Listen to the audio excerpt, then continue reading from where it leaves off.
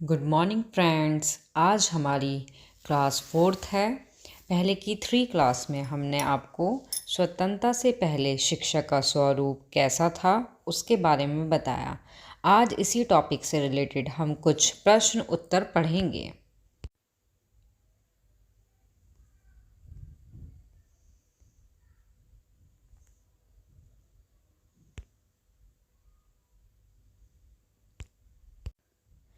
इसमें हमारा first number का क्वेश्चन है, वर्तमान भारतीय समाज में महत्वपूर्ण है। वर्तमान भारतीय समाज में महत्वपूर्ण है, इसका क्या मतलब है? तो इसका मतलब है हमारा एकीकरण। क्या मतलब है हमारा इसका? एकीकरण। आया समझ आपको? सेकंड क्वेश्चन है हमारा, एकीकरण का अर्थ क्या होता है? एकीकरण का हमारा अर्थ क्या होता है? समाज को एक समझना। क्या होता है इसका मीनिंग हमारा? समाज को एक समझना। नेक्स्ट क्वेश्चन है हमारा थर्ड, वेद कितने प्रकार के होते हैं? हमारा क्वेश्चन है, वेद कितने प्रकार के होते हैं? तो हमारे वेद होते हैं 4 प्रकार के। कितने प्रकार के होते हैं हमारे वेद? 4 प्रकार के। जिसमें हमारा फर्स्ट नंबर का वेद कौन सा है? इसमें हमारा फर्स्ट नंबर का वेद आएगा ऋग्वेद। सेकंड नंबर का आएगा हमारा यजुर्वेद, और हमारा इसमें हमारा थर्ड नंबर पे आएगा सामवेद, और फोर्थ नंबर पे आएगा हमारा अथर्ववेद। तो क्वेश्चन ये आ जाता है कि वेद कितने टाइप्स के होते हैं, कितने प्रकार के होते हैं? तो वेद होते हैं हमारे 4 प्रकार के। कौन कौन से? ऋग्वेद, यजुर्वेद, सामवेद और हमारा अर्थवेद। अब हमारा नेक्स्ट क्वेश्चन है फोर्थ। हमारा नेक्स्ट क्वेश्चन है, सबसे पुराना वेद कौन सा है? क्वेश्चन है हमारा, सबसे पुराना वेद कौन सा है? तो ऋग्वेद जो है हमारा वो सबसे पुराना मतलब सबसे प्राचीन, और सबसे पहला वेद कौन सा है हमारा? ये है हमारा ऋग्वेद। कौन सा वेद है हमारा? ऋग्वेद। नेक्स्ट क्वेश्चन हमारा आता है फिफ्थ, ऋग्वेद किस भाषा में लिखा हुआ है? कौन सी भाषा में लिखा हुआ है हमारा? जो हमारा ऋग्वेद है वो कौन सी भाषा में लिखा हुआ है? वैदिक संस्कृत। कौन सी भाषा में लिखा गया है हमारा? वैदिक संस्कृत भाषा में हमारा ऋग्वेद लिखा गया है। मतलब उसकी जो भाषा है हमारी वो कैसी भाषा है? संस्कृत भाषा है हमारी। नेक्स्ट क्वेश्चन आता है हमारा सिक्स्थ, ऋग्वेद का दूसरा नाम क्या है? ऋग्वेद का हमारा दूसरा नाम क्या है? तो ऋग्वेद का दूसरा नाम है ऋक् संहिता। ये हमारा इसका दूसरा नाम है। ठीक है। नेक्स्ट क्वेश्चन आता है हमारा सेवंथ, ऋग्वेद के कुल ग्रंथ कितने हैं? कितने हैं? तो इसमें हमारे 10 मंडल होते हैं, 1028 सुक्तक होते हैं, सुक्ति टाइप की होती है, और भजन कितने होते हैं? 10,462। ये हमारी क्या होते हैं? भजन होते हैं। नेक्स्ट क्वेश्चन है हमारा 8, ऋग्वेद का पहला श्लोक क्या है? ऋग्वेद का पहला श्लोक क्या है? क्वेश्चन है ये। तो आपका कौन सा है? ये है रतन धातमम। जिसका मीनिंग आपका क्या है? इसका मीनिंग है आपका जो धन का दाता है। इसका मीनिंग क्या है हमारा? जो धन का दाता है। ये हमारा क्या था? पहला श्लोक था। ऋग्वेद का पहला श्लोक कौन सा था? रतन धात मम, जो धन का दाता है। इसका मीनिंग ये होता है आपका। एंड नेक्स्ट क्वेश्चन है हमारा 9 नंबर का, ऋग्वेद की लिपि कौन सी है? तो इसकी लिपि कौन सी है? देवनागरी, पाली और ब्राह्मी। कौन सी है इसकी लिपि? आपकी ये है। ओके। नेक्स्ट क्वेश्चन 10 नंबर का क्वेश्चन है हमारा, ऋग्वेद में हमें क्या शिक्षा मिलती है? ऋग्वेद में हमें क्या शिक्षा मिलती है? तो इसका आंसर है हमारा इसमें विज्ञान, राजनीति, देवता, भगवान, जीवन से जुड़ी सभी तरह की जानकारियाँ मिलती हैं। ऋग्वेद में हमें कैसी शिक्षा मिलती है? तो इसमें हमें विज्ञान की, राजनीति की, देवता की, भगवान की, जीवन, इन सभी से जुड़ी हुई हमें जानकारियाँ मिलती हैं। नेक्स्ट क्वेश्चन है हमारा 11, ऋग वेद के बाद दूसरा वेद कौन सा माना जाता है। मतलब ऋग वेद तो हमारा पहला वेद था, प्राचीन सबसे पहला वेद था और पुराना था। उसके बाद जो सेकंड वेद आया वो कौन सा वेद आया, तो उसके बाद आया था हमारा यजुर्वेद। कौन सा वेद आया हमारा इसके बाद, यजुर्वेद। कौन सा वेद आया हमारा, यजुर्वेद। कौन से वेद के बाद आया, ऋग वेद के बाद दूसरा वेद कौन सा है हमारा, यजुर्वेद। ओके, नेक्स्ट क्वेश्चन है हमारा 12 नंबर का क्वेश्चन है हमारा, यजुर्वेद में कुल कितने मंत्र होते हैं। इसके अंदर कुल कितने मंत्र होते हैं, 1975। क्वेश्चन आ जाएगा कि 1975 मंत्र कौन से वेद में होते हैं, तो हम ये बोलेंगे यजुर्वेद में होते हैं। या क्वेश्चन इस टाइप से आ जाएगा हमारा, यजुर्वेद में कुल कितने मंत्र होते हैं, तो हम बोलेंगे 1975। नेक्स्ट क्वेश्चन है हमारा स्क्रीन पर 13, यजुर्वेद का सार क्या है। इसका सार क्या है, अहम ब्रह्मास्मि। इसका मतलब है मैं ब्रह्मा हूँ।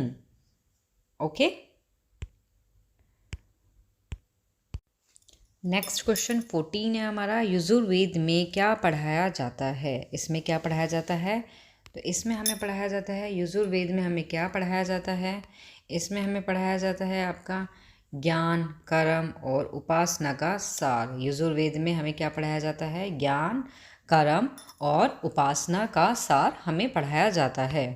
ठीक है, अब हमारा क्वेश्चन है 15, यजुर्वेद में पढ़ने वाले को क्या कहते हैं।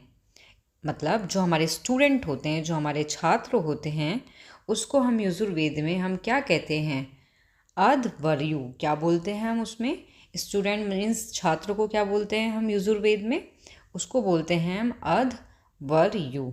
ओके, नेक्स्ट क्वेश्चन है हमारा 16, कौन से वेद में सा स्वरों का उल्लेख किया गया है। तो हमारे कौन सा वेद है ऐसा, साम वेद। कौन सा वेद है, साम वेद। क्वेश्चन ये भी आ जाएगा कि साम वेद में कितने स्वर का उल्लेख किया गया है, तो कितने का किया गया है, 7 स्वर का किया गया है।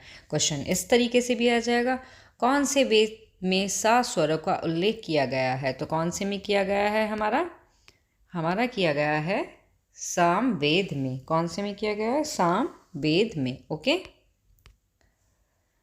उसके बाद हमारा 17 क्वेश्चन आता है, सबसे छोटा वेद कौन सा है। तो हमारा सबसे छोटा वेद है साम वेद। तो ये हमारा क्वेश्चन था हमारा कि सबसे छोटा वेद कौन सा है, सबसे छोटा वेद कौन सा है, तो साम वेद जो है वो हमारा सबसे छोटा वेद है। नेक्स्ट क्वेश्चन है हमारा 18, साम वेद का अध्ययन करने वाले पंडितों को क्या कहा जाता है। क्या कहा जाता है, उदारता और पंचविश। क्या कहा जाता है, उदारता और पंचविश कहा जाता है। साम वेद का अध्ययन करने वाले पंडितों को पंचविश कहा जाता है। नेक्स्ट क्वेश्चन है हमारा 19, साम वेद को और किस नाम से जाना जाता है, या साम वेद को हम और किस नाम से जानते हैं। तो इसका हमारा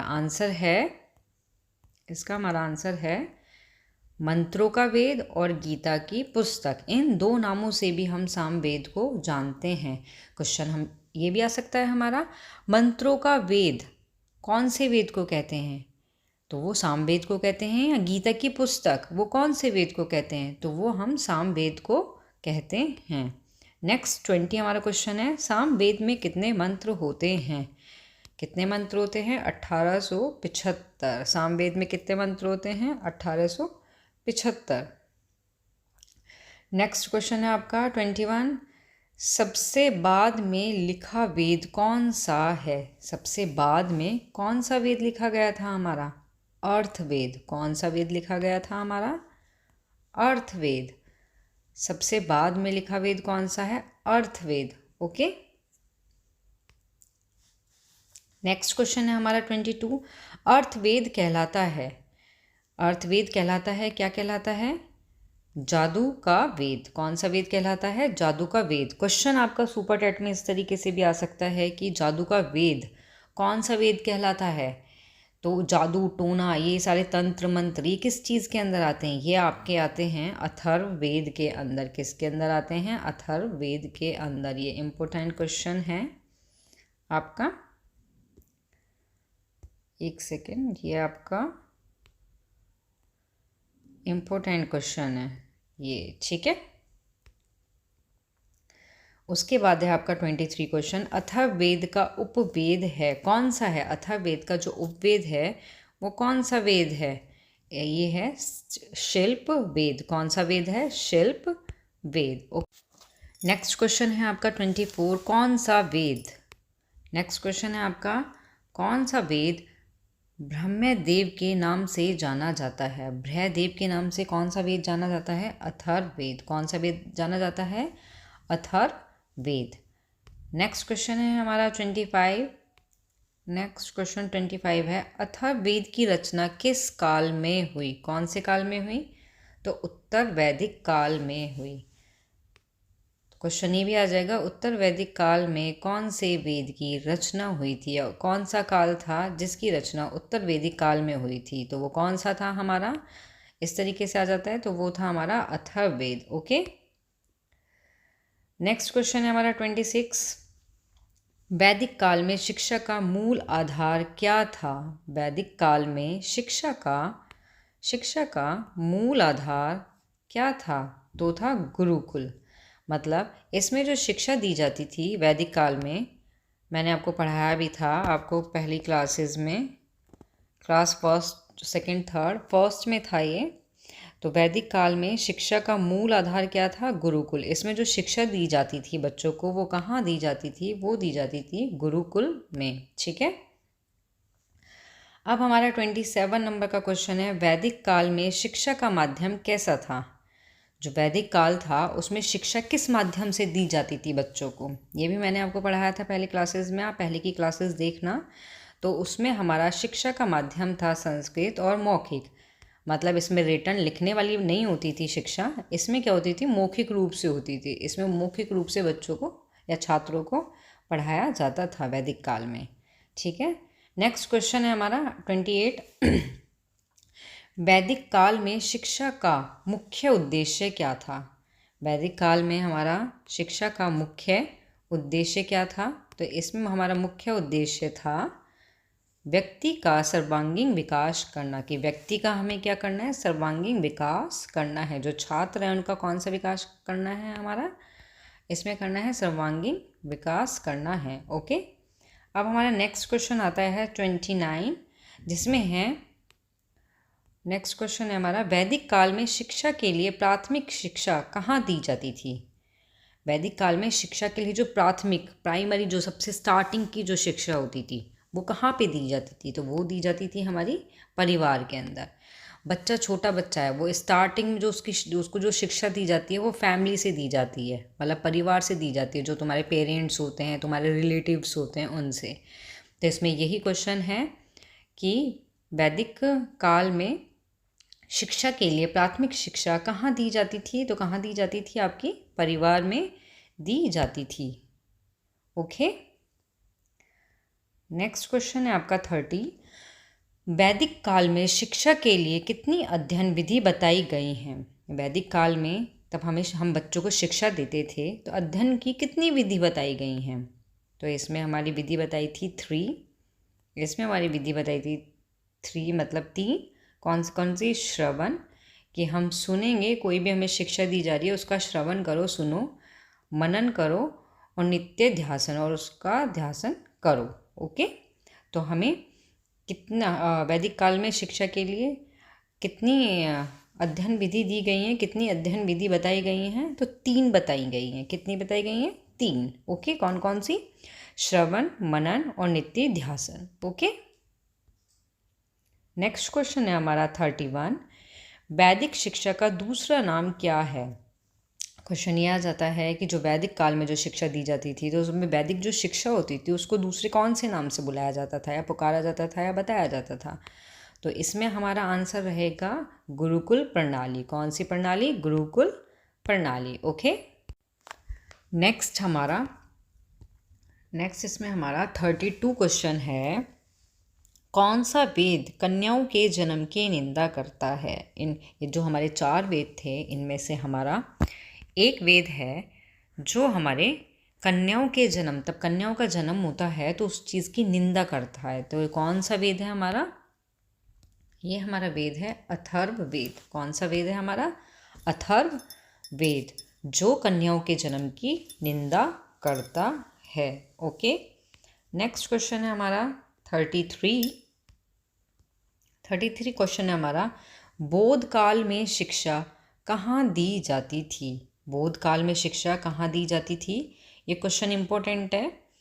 तो कहाँ पे दी जाती थी? मठों में और बिहारों में। जैसे अब क्या होता है, अब आजकल जो शिक्षा दी जाती है वो स्कूलों में दी जाती है। तो पहले क्या होते थे, पहले उनको हम किस नाम से जानते थे या बुलाते थे, या हमें पता होता था शिक्षा को, शिक्षा के बारे में। तो बौद्ध काल में हमारा क्या होता था? मठों व बिहारों, मठों और बिहारों में दी जाती थी। ओके, नेक्स्ट क्वेश्चन है हमारा 34, बौद्ध काल में शिक्षा की अवधि कितनी होती है? बौद्ध काल में शिक्षा की अवधि, जो बौद्ध काल था हमारा, उसमें छात्रों को हम शिक्षा देते हैं, तो उनकी शिक्षा की अवधि कितनी होती है? 20 साल की होती है। कितनी अवधि होती है हमारी? 20 साल की अवधि होती है। नेक्स्ट क्वेश्चन है हमारा बौद्ध 35 क्वेश्चन है हमारा, बौद्ध कला का प्रसिद्ध केंद्र कौन सा है? बौद्ध कला का प्रसिद्ध केंद्र कौन सा है? अमरावती। कौन सा है? हमारा आंसर रहेगा अमरावती, जो कहाँ पर है हमारा? आंध्र प्रदेश में। कहाँ पे है हमारा? आंध्र प्रदेश में। बौद्ध कला का, जो बौद्ध कला है हमारी, उसका प्रसिद्ध केंद्र कौन सा है? तो उसका प्रसिद्ध केंद्र हमारा है अमरावती, जो कहाँ पर है? आंध्र प्रदेश में। किस जगह है हमारा? आंध्र प्रदेश में। नेक्स्ट हमारा 36 क्वेश्चन है, बौद्ध काल में शिक्षा की दृष्टि से किस संस्कार का अधिक महत्व है? बौद्ध काल में शिक्षा की दृष्टि से किस संस्कार का अधिक महत्व है? तो इसका आंसर होगा प्रव्ज्य। कौन सा संस्कार? प्रव्ज्य संस्कार। ओके, कौन सा? प्रव्ज्य संस्कार। नेक्स्ट हमारा 37 क्वेश्चन है, बौद्ध धर्म के प्रवर्तक थे, मतलब जो हमारा बौद्ध धर्म था उसके प्रवर्तक कौन थे? तो महात्मा बुद्ध। क्वेश्चन आ जाएगा, महात्मा बुद्ध कौन से धर्म के प्रवर्तक थे? तो हमारे कौन से धर्म के थे? बौद्ध धर्म के। तो ये क्वेश्चन किसी भी तरीके से बन के आ सकता है। नेक्स्ट क्वेश्चन है हमारा 38, भारत का सर्वप्रथम विश्वविद्यालय कौन सा है? बौद्ध धर्म में जो हमारा भारत का सर्वप्रथम विश्वविद्यालय था, वो कौन सा था? तो वो था हमारा तक्षशिला। कौन सा था? तक्षशिला। ओके, नेक्स्ट हमारा 39 क्वेश्चन है, बौद्ध काल में महोपाध्याय किसे पढ़ाते थे? किसको पढ़ाते थे? वो पढ़ाते थे हमारे सामनेर को हम छात्र भी बोलते हैं, तो छात्रों को या सामनेर को पढ़ाया करते थे। ठीक है, 40 नंबर का क्वेश्चन है हमारा, बौद्ध शिक्षा का प्रमुख उद्देश्य था। बौद्ध शिक्षा का प्रमुख उद्देश्य था निर्वाण प्राप्त करना। क्या था इनका उद्देश्य? कि निर्वाण प्राप्त करना। ओके,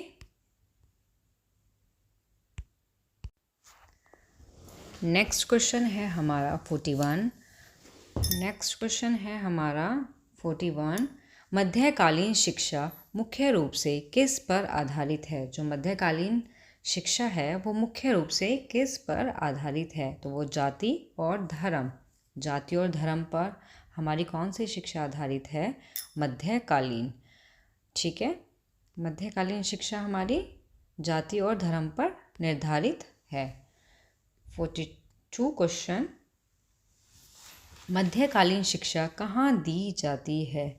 ये जो मध्यकालीन शिक्षा है, मध्यकाल आया था वैदिक के बाद बौद्ध आया था, और बौद्ध के बाद कौन सा काल आया था? मध्यकाल आया था। तो इसमें हमारी जो शिक्षा दी जाती है स्टूडेंट को या छात्रों को, वो कहाँ दी जाती है? वो दी जाती है हमारी गुरुकुल और मदरसों में। मतलब इसमें गुरुकुल व मदरसों का प्रयोग किया जाता है। जहाँ पे शिक्षा दी जाती है वो कहाँ दी जाती है? गुरुकुल और मदरसों में। ठीक है, हमारा नेक्स्ट क्वेश्चन है 31। कौन सा क्वेश्चन है हमारा क्वेश्चन नंबर है आपका क्वेश्चन नंबर है 31।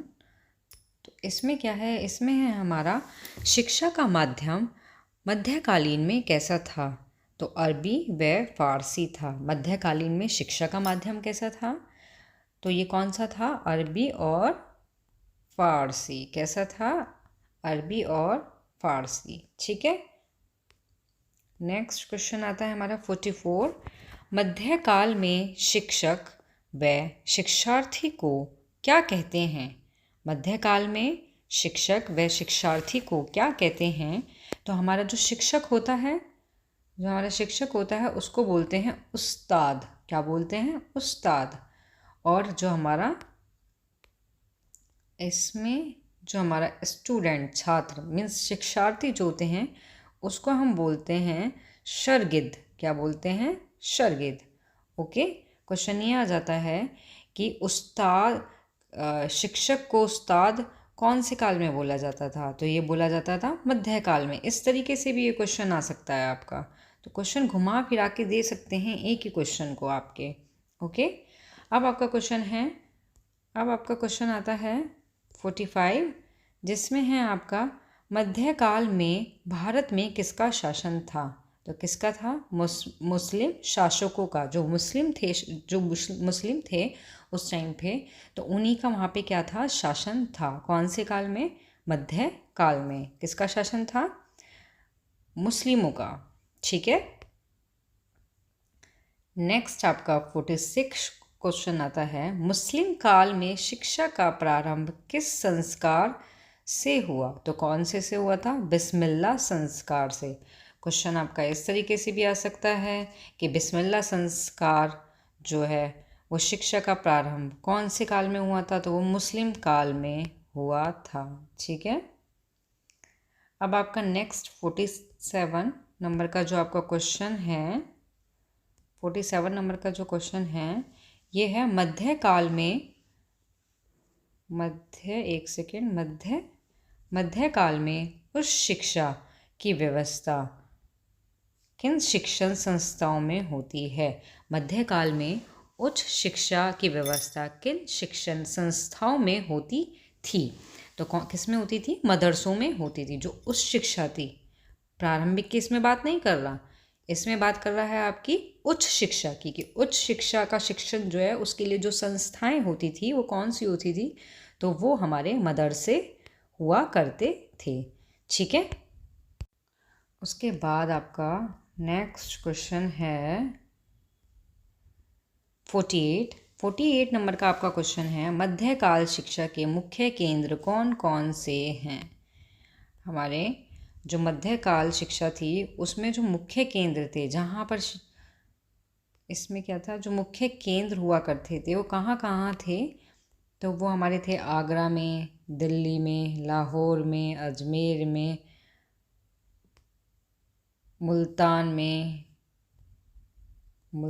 में, गुजरात में और मालवा में। कहाँ कहाँ थे हमारे केंद्र जो हैं, वो थे आगरा, दिल्ली, लाहौर, अजमेर, मुल्तान, गुजरात। कहाँ थे, गुजरात। ठीक है। और मालवा में। ओके। नेक्स्ट क्वेश्चन है हमारा 49। ये है मध्यकालीन शिक्षा किस धर्म से प्रभावित थी। तो इस्लाम धर्म से। कौन से धर्म से, इस्लाम धर्म से। जो मध्यकालीन शिक्षा थी वो कौन से धर्म से प्रभावित थी, वो थी आपकी इस्लाम धर्म से। ओके। नेक्स्ट एंड सबसे लास्ट क्वेश्चन है हमारा 50।